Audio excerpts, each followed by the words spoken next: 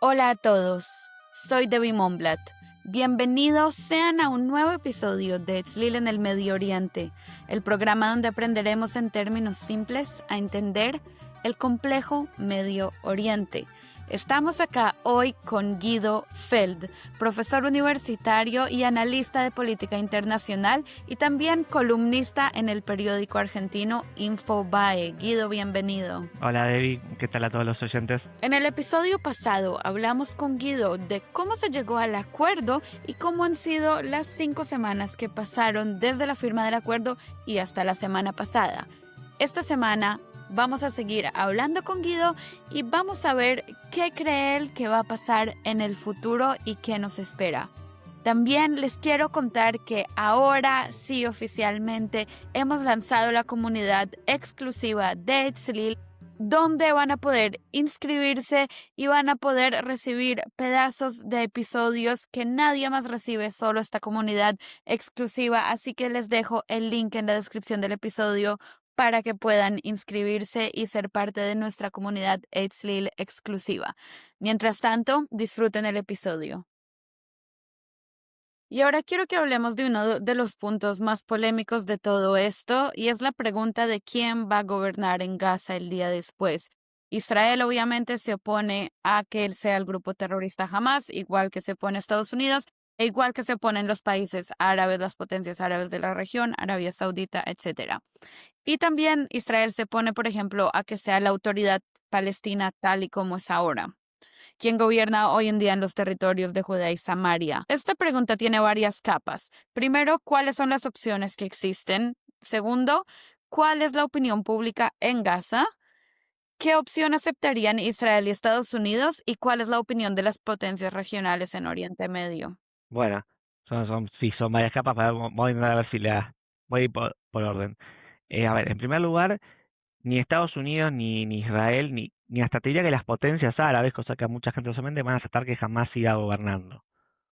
Que jamás o algún grupo terrorista afín siga gobernando, porque ya saben el nivel de desestabilización que genera dentro de Gaza y en la frontera de estos países que se ven afectados. Cosa que muchos, me pasa que cuando les comento esto, se sorprende que muchos de los países árabes no estén apoyando jamás, por lo menos de los que están en la región. Eso por un lado. Después, el tema de quién va a gobernar. Bueno, es la gran discusión, porque ya ven, se ha propuesto originalmente que sea Tony Blair el que dirija esta fuerza de paz, pero después ha sido vetado por muchos de los países árabes vecinos, porque la historia que tiene Tony Blair con la región, invasión Irak, ahí 2003, con lo cual, a ver, y también la autoridad, y a mí mencionaste la Autoridad Nacional Palestina, que Israel justamente no quiere justamente que gobierne, porque se ha demostrado que es una institución corrupta, permeable a que también te dicen que buscan la paz, pero después resulta que, perdón, que buscan entendimiento con Israel, pero después podés ver cómo en su política interna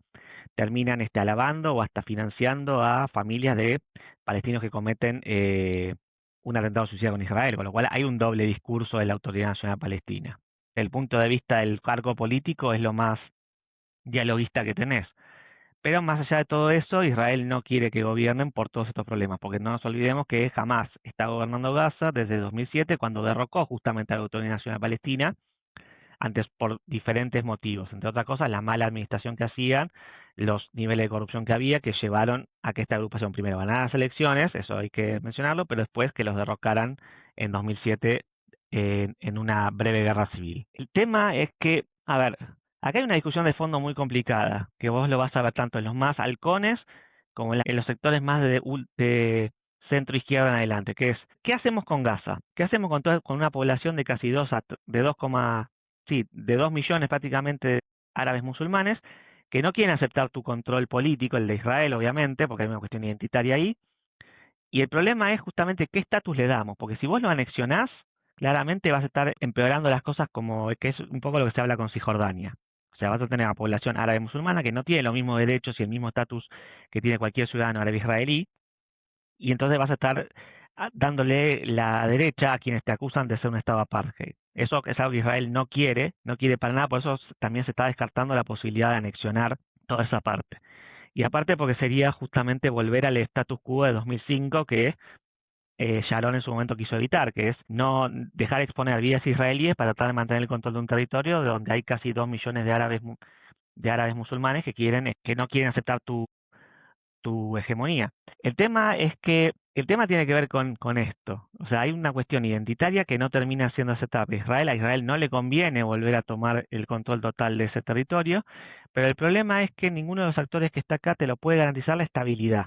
Quizás si vos me preguntás, la menos mala de las opciones tendría que ser justamente esta especie de fuerza regional que se establezca, pero también, como bien se pensó, ¿quién lo va a integrar? ¿Qué país? Claramente Turquía no, por ejemplo, o algún otro país que Israel desconfíe, no. Me sorprende que Qatar lo apoye, porque sabemos que Qatar ha tenido un rol dual en el apoyo al terrorismo, por ejemplo, con los dirigentes de Hamas que viven en Doha. Pero ahí te encontrás, por ejemplo, la complejidad de todo esto. Lo que sí yo te descartaría particularmente, que es que fue la visión de muchos sectores, los más halcones, que es esto, la toma total del territorio israelí militarmente, y que al final se piense una especie de, como se pensó en la Segunda Guerra Mundial, o sea, tomar el control militar totalmente de Gaza y después, del punto de vista de la currícula educativa, reeducar a la sociedad palestina en valores más vinculados a Occidente y no tanto de los valores que han llevado. Porque, a ver, ¿cuál es el gran problema que lo ves en Cisjordania? Vos podés tener controlado a un actor moderado, pero si de la currícula educativa vos ves que a los chicos los están incentivando constantemente en el nacionalismo palestino más extremo, e incluso incitando a la violencia, bueno, estás teniendo un problema en el corto, mediano y largo plazo. Es un problema que también lo ves en Cisjordania, donde gobierna la Autoridad Nacional Palestina, o sea que no es infundado el temor que tiene Israel respecto a esta institución. Entonces, lo que proponen muchos de estos sectores más duros es que Israel tiene que tomar el control total de Gaza e reconstruirlo con capitales, tipo plan Marshall, una especie de plan Marshall a lo orientado a Gaza, y obviamente controlar la currícula palestina para que las futuras generaciones no piensen de la manera extremista que en muchos casos están pensando. Ahora, ¿qué implica todo esto? Control militar extremo, estás exponiendo a vidas israelíes a una situación donde va a llevar, los resultados lo vas a ver en el mediano o largo plazo, cosa que mientras tanto hay que ver qué pasa, y obviamente no tenés la legitimidad internacional para hacerlo. Lo que te digo es que era un debate que mientras duraba el conflicto estaba, el qué hacer. Entonces, sí, la visión era, bueno, vamos a hacer lo mismo que se hizo con la Alemania nazi en 1945. Así como había que desnazificar, acá habría que o sea, eliminar el elemento yihadista radical de la población palestina con la educación y con capitales. Y vos me preguntás, no es factible en la práctica por la cantidad de actores que intervienen y aparte porque de nuevo tenés actores internacionales o externos que van a seguir intentando dinamitar y generar eh, inestabilidad dentro de Gaza. Irán por un lado bueno, y quizás probablemente a Turquía en el mediano o largo plazo también. Era una de las visiones que se tenía, que obviamente no era apoyada por todo Israel, sobre todo por los sectores de centro izquierda y todo el cerco político, pero eran las opciones que se pensaba. Creo que no es lo que se va a implementar, se va a tener que buscar algo intermedio como esto, se va a tener que hacer factible la intervención de algún interregional, pero el tema es la factibilidad en cuanto a la seguridad que va a poder brindar. Y más allá de todo esto, la preocupación principal que trataba de abarcar esta propuesta que te digo, esto no va a ser abordado para mí, que es el tema de la educación de la sociedad gazatí de aquí en un futuro. Porque si de acá a 10 años, pensarlo de esta manera, no se reconstruyó bien Gaza, no se generó un incentivo a que en vez de seguir ante la actividad yihadista o la actividad terrorista se empleen otro tipo de actividades. Y desde el punto de vista de la currícula educativa se sigue criando las futuras generaciones para llevar adelante una guerra contra Israel, o que se le voy a ver como el eje de todos los problemas, de nuevo, más allá de si son efectivos o no, vas a tener a buena parte de una población dispuesta a hacerte daño, para hacer algo igual o peor que el 7 de octubre. Entonces, ahí para mí está el eje en el largo plazo que la dirigencia israelí debería pensar qué es lo que conviene para intentar desactivar cualquier foco de inestabilidad en Gaza de aquí en un futuro. Para evitar no solo un 7 de octubre de vuelta, sino para evitar la inestabilidad y evitar el mayor temor que tiene Israel, que es la seguridad. Porque si no se soluciona el tema palestino de fondo, la seguridad, todo lo que es la seguridad para cualquier israelí, no va a ser no va a que esté garantizado. Van a estar siempre con el miedo de que en cualquier momento puede haber algún ataque de algún estilo contra algún enemigo externo. Entonces, ese es el gran temor que Israel se fue con todo esto, su seguridad. Entonces, las decisiones que se tomen, y con esto termino, de aquí a un futuro, tienen que estar enmarcadas de qué manera yo puedo garantizar la seguridad del Estado y de mis propios ciudadanos. Y Guido, quería preguntarte yo, ¿cómo cambia este acuerdo el mapa geopolítico de Oriente Medio? Em, Principalmente consolida a Israel como potencia regional. Em, Israel vuelve a tener control parcial, un buffer zone en Gaza, con lo cual en lo inmediato un ataque como el 7 de octubre no lo vas a ver. También le has hecho mucho daño en la narrativa, no tanto en los países árabes alrededor, sino en Occidente, eh, respecto a la narrativa de genocidio que se va a intentar imponer.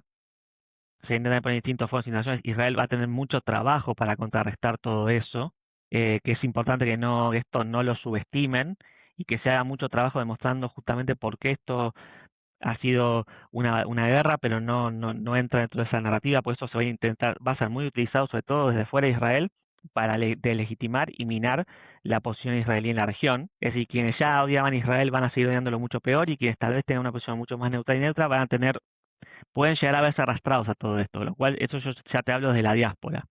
Se tiene que hacer un trabajo importante para contrarrestar todo esto, que lo vas a ver expresado tanto en los campus como en las sociedades y hasta incluso en, ¿por qué no?, en nuevos dirigentes políticos que algún día lleguen en Europa o hasta en Estados Unidos o incluso acá en Latinoamérica también. Ya algo ya lo has visto, pero imagínate que esto con el paso del tiempo se va a acrecentar más. Entonces ahí Israel tiene un desafío internacional muy importante que ahí yo te lo digo más de la diáspora, mi temor es que la dirigencia lo subestime. Mi temor es que la dirigencia subestime el impacto de todo esto y que solo se centre en su política interna y no tenga en cuenta la imagen internacional que se da o se permita o se deje que esta narrativa se imponga. Cosa con la cual a largo plazo va a dificultar cualquier interés israelí si tiene que alguna vez tomar una acción militar con cualquier actor, tanto con Hamas como contra Irán, por ejemplo. Y desde el punto de vista regional, a ver, Israel queda consolidado como un actor importante en la región que tiene capacidad de respuesta a todo tipo de actores, desde Hezbollah en el norte, a Hamas más en el sur, hasta incluso Irán. Creo que ahora tiene que enfocarse en lograr consolidar los acuerdos de Abraham y que Arabia Saudita reconozca finalmente la existencia de Israel. Pero, ¿cuál es el gran desafío acá? Que supongo lo que decía antes. Si la estrategia del actual gobierno, de los que vengan después, va a ser no tratar el tema de fondo palestino, estás pan para hoy, pero hambre para mañana.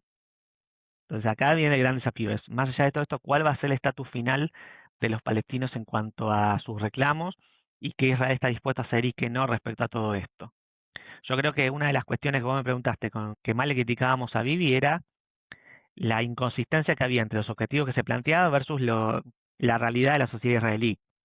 Si vos me preguntás, no todo pueblo y no todo país está dispuesto a llegar a los acuerdos que se llegó por los rehenes. Otro país probablemente no hubiera llegado a un acuerdo de ese estilo y probablemente lo que se hubiera priorizado era sus necesidades de seguridad. Y es más, desde el punto de vista militar, cada vez que yo hablaba con expertos militares, me decían, a los rehenes acá les tengo que decir, los lamentos familiares, hay que priorizar la seguridad israelí. Eso es lo que probablemente cualquier otro país hubiera hecho.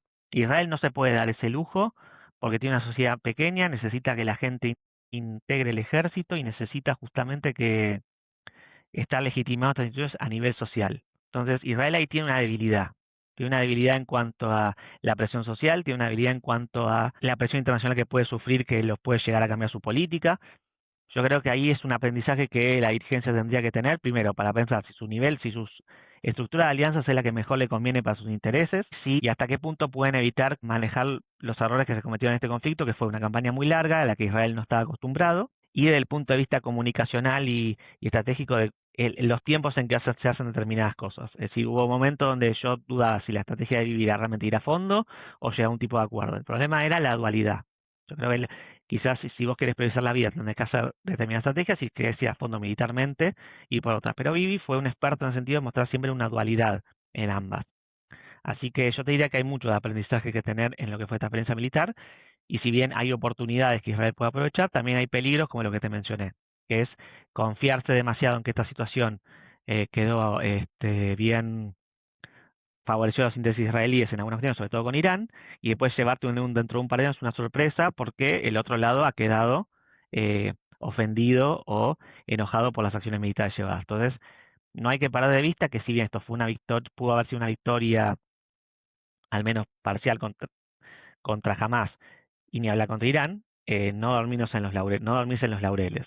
O sea, seguir pensando que tenés a un enemigo muy peligroso del otro lado, en el caso de Irán, y en el caso de Hamas, y ni habla con Hezbollah, que todavía pueden tener acciones de daño contra la sociedad israelí. Y Guido, ahora que mencionaste un momento los acuerdos de Abraham, yo también quería preguntarte qué tanto lugar hay para los acuerdos de Abraham ahora con el cese al fuego, teniendo en cuenta que el acuerdo con Arabia Saudita estaba a punto de firmarse antes del 7 de octubre del 2023. ¿Vamos a retomar desde el punto que estábamos o ahora las condiciones de juego han cambiado? Bueno, algo que yo lo mencionaba antes, mientras durara el conflicto de Gaza, esto iba a ser imposible, que abiertamente te dijeran, te reconozco. Ahora que ha terminado, probablemente se generan unas condiciones para retomar esta posibilidad, pero va a también depender de cuál es el resultado propiamente en Gaza. O sea, si vuelve a estallar el conflicto en Gaza porque fracasa el alto al fuego, supongamos jamás no se quiere desarmar, todo esto que estamos hablando va a seguir por debajo de la mesa